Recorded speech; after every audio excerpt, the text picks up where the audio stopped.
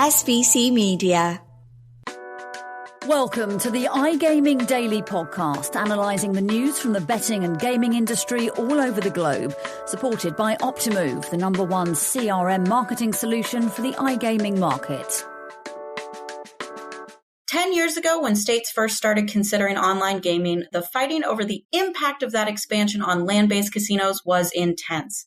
However, once New Jersey's rollout of online casino coincided with a complete revitalization of Atlantic City, the debate seemed to die down. This year, though, the debate has raged back to life with a wide range of studies telling us a wide range of stories about iGaming's impact. Even labor unions are coming into the debate. So, who is right and who is wrong? We'll try to figure that out on today's episode of iGaming Daily. iGaming Daily is presented by Optimove, the #1 CRM marketing solution for the iGaming market. 56% of the EGR Power 50 personalized player experiences with Optimove. And you can too. Just a reminder, Optimove is offering new clients a free first month when they buy Optimove. For more information and to claim that free month, go to optimove.com/SBC. I'm Jessica Welman, editor of SBC Americas, joined by media manager Charlie Horner. And Charlie, I don't often I always miss you, but I feel like I especially am jealous of you because you don't have to do the deep dive into cannibalization that I have this year. There's so many studies and so many things. So as someone who isn't kind of covering it day to day, I'm curious what has kind of come onto your radar and what have you been seeing and hearing about the debate? Because I'm knee deep in it. Yeah, for listeners who can't see, Jess actually showed me a huge pile of papers that she's been sifting through because she's actually got the report in physical copy that we're going to be talking about today. So that was I wasn't so jealous. But yeah, this is a huge debate. It's seemingly been going on ever since I've been covering the North American industry. From conversations I've had with people, and I have actually had this conversation in the last few weeks for something I've been writing. Generally, the online and land-based casinos should be treated as separate products and separate verticals that cater to different types of people. So there's not necessarily going to be a huge hit or a huge swing one way or another. So yeah, you're knee deep in it. I've had conversations around it. Let's dive into it, I guess. Yeah. Well, so you are voicing what I think most people within the industry, we look at, and again, we're talking about a very nascent industry, right? The oldest market for this is New Jersey, and that's 11 years old at this point, which, is an elementary schooler in people age. But what we saw when this happened, you were in school and not following this, but when this was going on in New Jersey, Atlantic City was really struggling. It had too many casinos. It seemed like several were kind of closing. It seemed like a natural point in the market where there was downsizing, and it was not a good time to be a land-based casino in New Jersey. And then this new vertical brought in a lot of extra money and capital to casinos that really needed it. And in that subsequent 10 years, we've seen Hard Rock come in. We've seen Ocean Resort finally take this property that had been like several different properties and failed many times over and actually make it successful. And we've seen the iGaming industry post-COVID really just shoot up there. And so we look at New Jersey as this success story, and you look at Pennsylvania and you kind of are looking at the land-based casino revenues, and it didn't seem like they were particularly changing. So you're right that most people kind of were saying, it seems like it's a different customer base altogether. It's people that wouldn't really go to land-based casinos. It's a lot of older women who, are home and they're bored and they want to do something to entertain themselves for a little while. And maybe you convert some of that over with an omni-channel experience, but that it's a different vertical of the business catering to a different audience. What's happened now is that these studies are kind of looking beyond the simple, okay, well, month over month, we're seeing that casinos are still doing okay, even though they have online casinos, to now factoring in a lot of different things. Would this growth have happened if online gaming didn't come in? So they're looking and projecting how much money would they have made if nothing had changed? You know, how much, like, would we have more casinos, fewer casinos? Would they have opened? Would they have closed? Or there's some operators that are maybe getting more of a benefit than others. And they're taking a lot of theory into these studies. And that's where things start to get really murky. So, you know what? We're going to make a game out of this. I'm going to put Charlie on the spot. I'm going to name a study, and you're going to tell me whether you think this is a pro or con online casino group. The one that we're going to talk about a little bit today, the one from Sports Betting Alliance, do you think they're going to come up, the results are going to be pro or against online casino? Pro. Correct.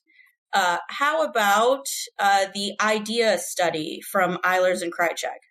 Pro. Also pro. NERA from the Campaign for Fairer Gambling. Con. Correct. The Anne Arundel Chamber of Commerce, which is a local group in Maryland. Con. Correct. And the Innovation Group study on Maryland. Pro? It's con, but it's con with a lot of context, to do a silly pun there. And I'm guessing you were able to guess that purely because of who was commissioning the study. Yeah, I mean, it's a very, very fundamental part of covering these reports is you've got to understand who's producing them, who's paying for them, and ultimately what their agenda is. What result do they want? Because if you're dealing with any sample size of a data set, you can manipulate the numbers to project almost any outcome that you want. So it's really important that we do look at who is paying for these. Yeah, and so to talk about the SBA one that came out today, Sports Betting Alliance is Fanatics, DraftKings, BetMGM, and FanDuel. It's a trade group, the four of them. They obviously all would stand to benefit from online casino expansion in these states. I will say, it's a very robust study commissioned for the group is called Analysis. It sounded made up, I'll be honest. Analysis Group. It just sounded very vague, right? I've not heard of them before. The Analysis Group. They essentially looked at, they looked at two sets of states. They looked at states with iGaming, and they looked at states that were potentially considering it, like Virginia, New York, Louisiana, Maryland, and Illinois, I think is the fifth one. Looked at what their 5-year projections are without online casino, with online casino. They also surveyed a couple thousand people in these various states to get a sense of what the appetite is and how those appetites kind of compare.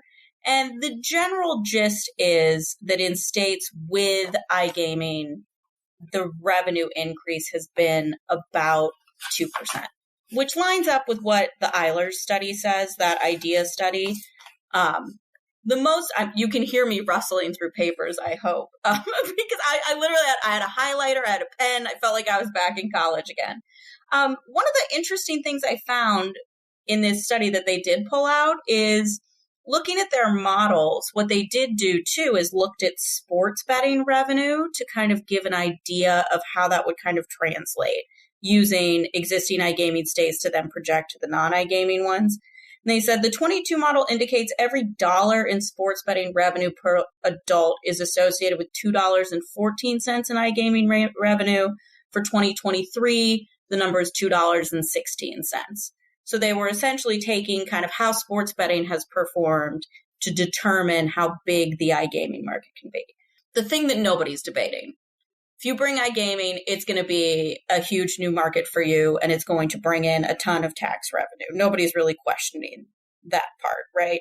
The question is there an impact? The Innovation Group is a study that was actually commissioned by the state of Maryland. So this is the most interesting one to me because the state doesn't really have They were just told, rather than create a study to kind of give us what we want, here are questions we want answered, and go do whatever work you need to get to those answers. And the answers that they got to were, from what they can tell, there's a chance that up to about 10% of your land-based revenue could be taken away as a result of online gambling. Let's just pause on that. 10% is not a huge number, right? It's not massive.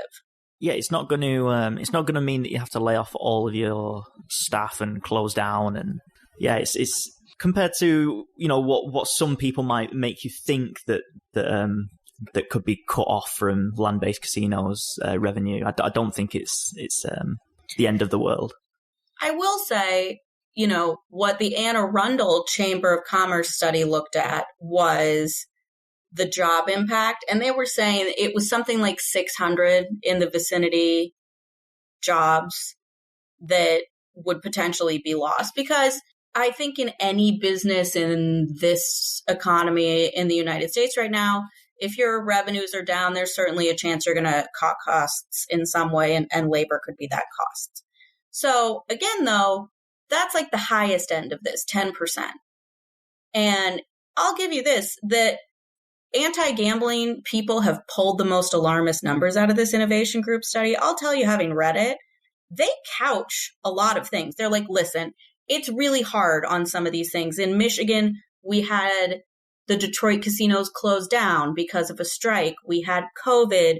We had, in the case of, you know, like a state like Maryland, they haven't had casinos in general that long. So they don't have that much data. That it's a lot of guesswork. And they're saying there are a lot of things you should take with a grain of salt about this number, but this is the best guess that we can put forward. Yeah, I think but that's why it's so important to take a look at the provenance of these studies, because no one state or no two states or no any states can be truly compared to each other, because everything's different. Everyone's got different stories. Every state's got a different context. But however, having said that, the fact that you mentioned the innovation group study was done on behalf of the state, that's quite interesting, because ultimately the argument around this should be framed with the lawmakers as the audience. You can commission and produce these studies for us, the press, for public relations or for voters or whatever, but ultimately we need to change lawmakers' minds. And for the fact that the innovation group's study has projected a 10% cut to revenue, yeah, I mean that's probably going to have some impact on the thinking of the lawmakers. Yeah, I think too what the innovation group study points out is that it also depends on what kind of model you have. And the SBA study kind of hinted at this as well. If you look at Delaware, it's a real funky model where it's like it's the lottery that runs it, but casinos get to like rev share in it. And there's just one operator that was 888 for a long time and has only recently switched to Rush Street Interactive. And like that didn't help anybody. Like you look at all the data and all this study and it's the weird outlier state. Whereas both Michigan and New Jersey were cited even by the innovation group as like, this is a pretty good model. There's lots of skins. There's lots of opportunities to get involved. Those skins are held by the casino owners. There's not a finite opportunity to get into the market. That it also depends on how you set it up too. You know, if you did like a lottery monopoly, the impact would, I would think, probably be less, just because we've seen that those products are just tend to not be as good as other options. SBC Leaders connects the gambling industry's top-tier operators and associations to share the best ideas, collaborate on solving the biggest issues, and push innovation throughout the betting and gaming industry. If you're an operator and want to join the discussion, visit sbcleaders.com for more information. Let me ask you a question then, because we look at iGaming expansion and the potential for it every year. When this time of year comes around, we're always wondering where could we look at, and the cannibalization debate always comes around. But it seems to have really taken over the debate within Maryland this year. Why do you think that is? Is that because these studies are all being published at once? Is that because this is the debate that the lawmakers want, or is it something else? It's a few different things, but to kind of give you a question back, do you know which gaming companies are against online casino? Surely those who have land-based casinos but not online presences. Yeah.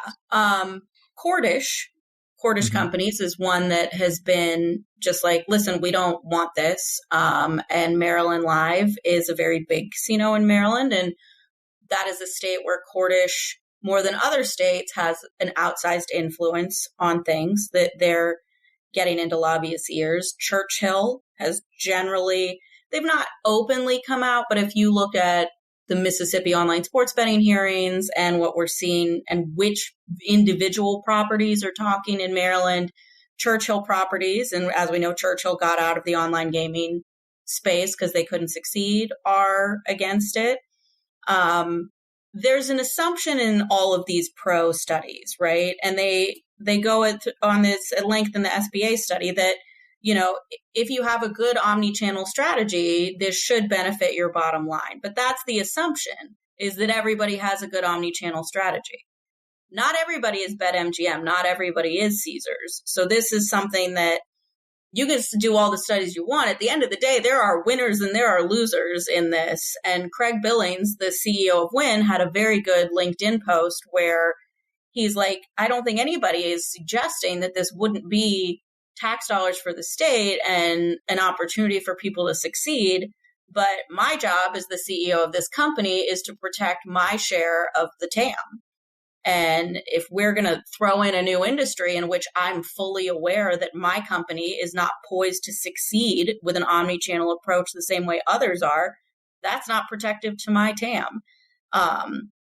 I think when we were first doing these, nobody really knew who the winners and losers were going to be when we did New Jersey and Pennsylvania. And now, like, it's pretty clear who's winning and who's losing. And the people who are losing are like, well, we're not interested. Yeah, absolutely. I mean, we should mention Wynn closed. Well, yeah. Yeah, no, they've got closed down its interactive division. Yeah. Yeah. So, not surprised really to see Billings come down on the against side. It's certainly an interesting debate that's come at a really pivotal time. Yeah, the funny thing is, like, I don't think anything's going to come of it this year is the funny part, which I guess, you know what, if you're the anti side, that's a victory, right? Mm-hmm. Sure, absolutely. But it does feel like the steps are being put in place for this to happen over 2, 3, 4 years time, with the momentum that's gathering on the pro side and the fact that there are these reports that are being produced. There are conversations or serious conversations that are happening within the State House, which we haven't really seen too much of before. I know there isn't a plethora of iGaming states that are lining up to join the queue, but to see Maryland go so far in considering it is probably a positive in and of itself. Absolutely. I mean, the bill did get out of the House over the weekend. It's been amended a fair amount. We'll see how much. I've been told there's not an appetite for this in the Senate. And I think actually Senate leadership has gone on record that there's not a lot of appetite for this in the Senate. But a government affairs person, I just realized I'm about to use a metaphor that's completely lost on you, Charlie. But he called putting a bill through kind of like the Baseball Hall of Fame, where there's voting every year and you put the guy's name out the first year so he gets 3 votes. And then the next year, they're like, oh, yeah, I didn't get him last year. I should get him this year. So the next year he gets, 20 votes. And by year 4 or 5, you get in. Mm-hmm. And that's the way that this is going to have to work. What I think is the most interesting part of this is these arguments weren't happening last year. there were the family foundation people coming in. We don't like online gambling as a concept. But other than, all I can think of is that one kind of fiscal note from Indiana that was based on really outdated research that was anti, but you were writing every day. Do you remember this conversation last year? I saw it sort of bubbling under, but it certainly wasn't at the level that it is this year. I mean, the cannibalization debate, like I said, towards the top, it's one of those that you do hear every time it comes around, but not to this extent. That's probably because, like you say, this is going to take 3, 4, 5 years to happen, and the hurdles are being overcome slowly but surely, and those who are against have to do more to put up more defense to stop this from happening. Yeah, and the voices against are growing louder and, gaining allies like labor. We talked about this 2 weeks ago when we were talking about bills, and I kind of mentioned Maryland off the cuff. When you get local business owners and local employees to come in and be the sad sob story face of things, it makes things a lot harder. So I don't think we'll get anything this year, but I do think the industry is certainly learning. I don't think you commission a 167-page study unless you feel like you really need to. So we'll keep an eye on Maryland for this year. I don't have high hopes, but keep tuning into SBC Americas to see if we have news on that, as well as all of the other legislative goings on. Charlie, anything on your end that the people should go and be checking out this week? Later this week we'll have an interview with the CEO of Radar, who are looking to come in and talk about geolocation within the industry. They've come from a background outside of gaming, and they've seen an opportunity to service the North American gaming industry. So take a look at that when that comes out later this week. Oh, there's another industry that people get very, very contentious when you try to hone in on their turf. So I'm going to be looking forward to that one. All right, guys, you check that out. Check out SBC Americas. And of course, tune in every day for all the latest gaming news on iGaming Daily. Thank you for listening to today's iGaming Daily podcast, supported by Optimove, the #1 CRM marketing solution for the iGaming market. If you want to find out more about some of the subjects raised today, feel free to explore any of the sites in the SBC News Network or check out the latest edition of the SBC Leaders magazine. Happy reading.